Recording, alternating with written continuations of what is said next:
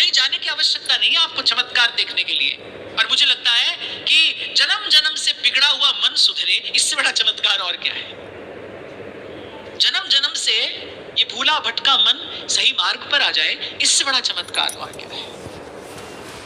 और ये चमत्कार संत की कृपा से होता है, ये चमत्कार सत्संग की कृपा से होता है।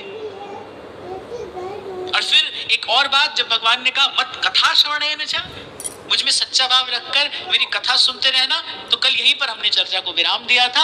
ऐसा क्यों कहा भगवान ने? क्योंकि भगवान जानते हैं कि जब कोई साधन करता है और फिर जब उसकी साधना की खेती लहलहाने लगती है, फिर आते हैं कुछ संशय रूपी पंछी उसको आघात पहुंचाने। तो भगवान की कथा में ऐसी शक्ति है, भगवान की कथा में ऐसी सामर्थ्य है। अरे गरुड़ जी का संशय दूर हो गया कथा सुनने से। इतनी कृपा भगवान करें, इतनी कृपा प्रभु की हो कि कोई ऐसा मिल जाए जिस भेंटे गति हुए हमारी, कोई ऐसा मिल जाए। ये मिलना दुर्लभ है।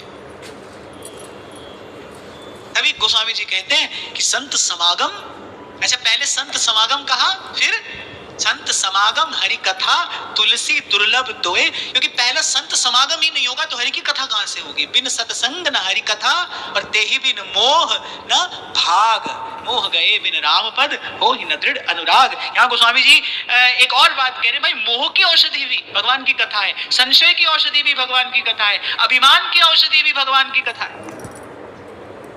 जीव का कोई भी रोग हो, भगवान की कथा सब रोग की औषधि।